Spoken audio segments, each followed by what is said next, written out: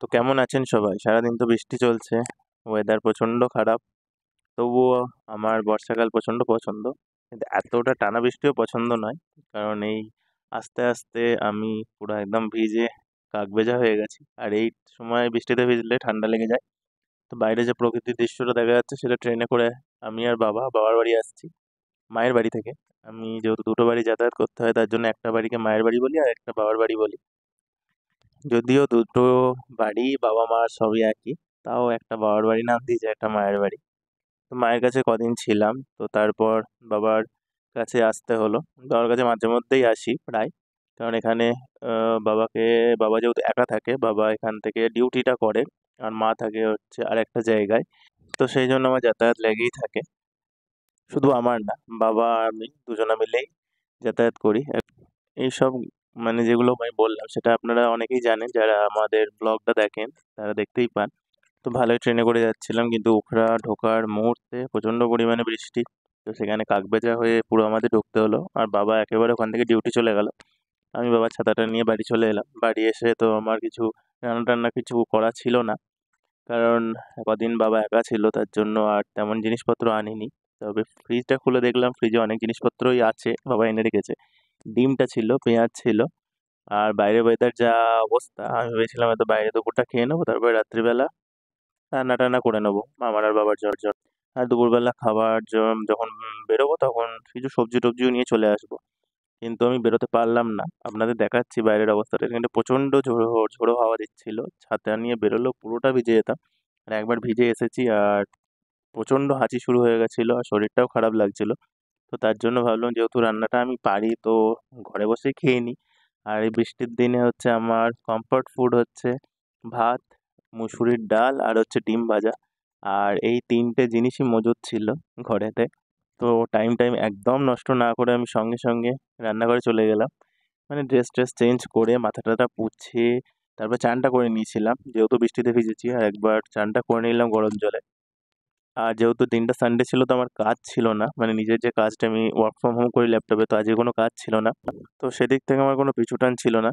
সেই মতো প্রথমেই আমি একটু মুসুরির ডাল জলে ধুয়ে 3টে সিটি দিয়ে নিলাম, আর তার সঙ্গে একটু মুসুরি ডালের মধ্যে পেঁয়াজ দিয়ে দিয়েছিলাম, লঙ্কা দিয়ে দিয়েছিলাম, আর একটু কাঁচা তেল। আমি মুসুরি ডালটা এরকম করেই করি, আমি পেঁয়াজটা কিন্তু ভাজি না মুসুরি ডাল করতে গেলে। একেবারে কুকারটা চড়াই, কুকারটা গরম হলে তার মধ্যে তেল, কাঁচা লঙ্কা, পেঁয়াজ, মুসুরির ডাল একেবারে দিয়ে জল দিয়ে আর অল্প হলুদ দিয়ে এটা আপনারা করে দেখবেন। এটা খেতে কিন্তু খুব টেস্ট হয়, আর ডালের যে গন্ধটা থাকে সেটা কিন্তু যায় না। আমি বেশি কিছু মশলা দিই না মুসুরি ডালে। তো এটা দিয়ে সিম্পল মুসুরি ডালের একটা সুন্দর গন্ধ থাকে, সেটা দিয়ে ভাত খাওয়া হয়ে যায় পুরো। আর এখানে যেহেতু পেঁয়াজও বাবা কিনে রেখেছিল, পেঁয়াজটাই ছিল, আলুটা ছিল না, নাহলে আমি আলু ভাজা করতাম। পেঁয়াজ ছিল তো পেঁয়াজটা কেটে নিলাম ডিম ভাজা করার জন্য। আর লঙ্কা দুটো না তিনটে ছিল, শুকনো শুকনো লঙ্কা হয়ে গিয়েছিল, ফ্রিজে ছিল যেহেতু, ফ্রেশ লঙ্কা ছিল না। তো ওই লঙ্কাই আমি কেটে, আর টমেটোও দিয়েছিলাম ডিম ভাজাতে। তো টমেটোটা দিয়ে আর পেঁয়াজ দিয়ে লঙ্কা দিয়ে একটা পুরো জাম্বো একটা এগ, স্ক্রাম্বলড এগ আমি পছন্দ করি। আমি পুরো মানে আস্ত ডিম ভাজতে পারি না, কিছু না কিছুভাবে হয়তো ফেটে যায় বা কেটে যায়। তো তখন দেখলাম পুরোটা পাচ্ছি না, তখন একদম স্ক্রাম্বলড এগ করে নিলাম। আর ভাত বলতে আমি নর্মাল চাল সাধারণত খাই না যখন থাকি। আর সবারই সঙ্গে থাকলে, মায়ের বাড়িতে থাকলে সবাই যখন একসঙ্গে ভাত চড়ায় তখন মা এমনিই ভাত চড়ায়। আমি যখন একা থাকি তখন হচ্ছে গোবিন্দভোগ চাল খাই, বা যদি মানে বাসমতি চাল থাকে তাহলে খাই। মেন হচ্ছে গোবিন্দভোগ চালটাই খাই। আমি যেহেতু অল্প ভাত খাই, তো আমার অল্প গোবিন্দভোগ চালেই হয়ে যায়। আর আজকে দেখলাম গোবিন্দভোগ চালটা নেই, তার বদলে দেখলাম হচ্ছে বাসমতি চাল আছে। তো বাসমতি চাল দিয়ে একটু চড়িয়ে দিলাম। বাইরে তো উপর জন্য পুরো বৃষ্টি হয়ে যাচ্ছে। ইচ্ছে ছিল বাইরে বেরিয়ে চিকেনের ঝোল খাবো গরম গরম আর ভাত খাবো, কিন্তু সেটা তো পূরণ হলো না। তারপরে দেখলাম বাড়িতেই বেশ এটা চিকেনের থেকে বেশি ভালো লাগলো। যখন লাস্ট ফাইনাল আউটকামটা হলো, তখন দেখলাম ভালোই, ডালটাও ভালোই হয়েছে, আর ডিম ভাজাটাও দারুণ হয়েছে, আর ভাতটাও পুরো একদম রাইট ভাত হয়েছে। বাসমতি চাল অনেক সময় নরম হয়ে যায়, কিন্তু আমি একটা মাত্র সিটি দিই বাসমতি চালে, আর একটু রেখে দিই গরমের ভাবে, ওটা আস্তে আস্তে পুরো একদম ভাতটা সলিড ভাত হয়ে যায় পুরো। আর আগের বার আমি যখন বাবার কাছে ছিলাম তখন একটা ঘিয়ের শিশি কিনে নিয়ে গেছি, মানে এনেছিলাম। তো ঘিটাও দেখলাম আছে, তো আমার একদম মানে আরো বেটার হয়ে গেল। গরম ভাতে ঘি দিয়ে ডিম ভাজা দিয়ে মুসুরির ডাল দিয়ে পুরো এক থালা ভাত মেরে দিলাম। আর প্রচন্ড খিদে পেয়েছিল, কারণ সকাল থেকে এসে আর কিছু খাইনি। সকালে এসে প্রচন্ড ঠান্ডা লাগছিল আর প্রচন্ড হাঁচি হচ্ছিল, তার জন্য আমি একটু লিকার চা করে খেয়ে নিয়েছিলাম।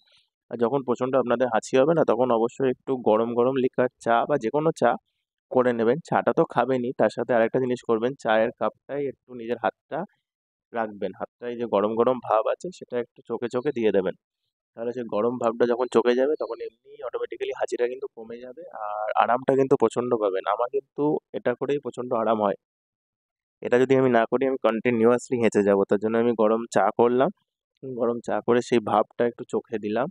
আর তারপরে আমার একটু শান্তি হলো। না হলে কিন্তু আমি মনে হয় না লাঞ্চটা রান্না করতে যেতে পারতাম। আর এমন বৃষ্টি হচ্ছে বাইরে। আর এখানে অর্ডার করলেও এখানে অর্ডার তেমন আসে না। জোম্যাটো এখানে আসে না, দুর্গাপুর থেকে আসে। অনেকটা দূর। আর করতে করতে 2টো 3টে বেজে যেত। আসলে যেদিন বাবার কাছে আসি তো সেই দিনটা একটু প্রবলেম হয়ে যায়, কারণ আগে থেকে কোনো রান্না থাকে না। অন্য দিন বৃষ্টি টিষ্টি না হলে এখানে ওয়েদার কিন্তু প্রচণ্ড পরিমাণে গরম থাকে। তো গরমের দিনেও বেরোনো খুবই চাপের হয়ে যায়। তখন আমি কি করি, মায়ের থেকে কিছু খাবার নিয়ে চলে আসি। তো এবার যেহেতু বৃষ্টি হচ্ছিল তাড়াতাড়ি করে বেরিয়েছি, তো কোনো কিছু খাবার নিয়ে আসিনি। আর বেশি কিছু খাবার নিয়ে এলে বাবা বকবক করে, বলে ওখানে কি খাবার পাওয়া যায় না যে তুই বর্ধমান থেকে নিয়ে যাচ্ছিস। এটা বোঝে না যে আমাকে গিয়ে রান্না করতে হবে বা বাইরে গিয়ে খেতে বেরোতে হবে। তো এখানে আমার কমফোর্ট ফুড সব রেডি হয়ে গেছে খুবই তাড়াতাড়ি। আমি আধ ঘন্টা থেকে 40 মিনিটের মধ্যে আমার রান্না কমপ্লিট হয়ে গেছিলো পুরো। তারপর আরেকটা জিনিস এসে আমি দেখলাম, খুবই মানে শান্তি পেলাম। আগেরবার মা কুমড়োর বীজ বসিয়ে গিয়েছিল আগের বার, 1 মাস আগে। তো কুমড়োর বীজগুলো থেকে চারা বেরিয়েছে। যখন চারা বেরিয়েছিল তখন আমি একবার মাঝে এসেছিলাম, তখন দেখেছিলাম চারা বেরিয়ে এক একটা জায়গায় অনেক কুমড়ো চারা বেরিয়ে গিয়েছিল। এবার বড় হয়ে গ্রোথ হচ্ছিল না, তো সেগুলো আমি আলাদা আলাদা করে পুঁতে দিয়ে গিয়েছিলাম। তো এবার এসে দেখলাম খুব ভালো গ্রোথ হয়েছে কুমড়ো গাছগুলো। কালকে আপনাদের দেখাবো। আসলে এত বৃষ্টি হচ্ছে তার জন্য দেখাতে পারিনি। আর এই বৃষ্টিটাই কিন্তু খুব হেল্প করেছে এই কুমড়ো গাছগুলো বাড়তে। তো আমার খাওয়া দাওয়া কমপ্লিট হয়ে একটু রেস্ট নিয়েছিলাম, তারপর 5:30 নাগাদ বাবা ডিউটি থেকে ঢুকে পড়লো। ডিউটি থেকে আসার পর বাবার জন্য আমি যেটা করি মেনলি, আজকে যেহেতু বাইরে প্রচণ্ড বৃষ্টি হচ্ছে তো গরম গরম পকোড়া করে দিলাম বাবাকে। বাবাকে বললাম প্রথমে যে চিড়ে ভাজা খাবি, বললো না, তুই পেঁয়াজ থাকলে পেঁয়াজি করে দেবে, আর কোনো কিছু একটা পকোড়া টাইপের করে দে। যেহেতু আলু ছিল না, না হলে আমি আলু সেদ্ধ করে আলুর চপ ভেজে দিতাম। আর দেখলাম পেঁয়াজ আছে তো পেঁয়াজি করে দিলাম। বেসন পেঁয়াজির জন্য খুবই সিম্পল আমার ইনগ্রেডিয়েন্টস, বেসন, কালো জিরে, হলুদ দিয়ে একটা ব্যাটার করে পেঁয়াজগুলোকে গোল গোল করে কেটে তার মধ্যে লঙ্কা দিয়ে ভেজে নেওয়া। আর তার সাথে লঙ্কাও আলাদা করে আমি লঙ্কা ভাজিও করে দিই।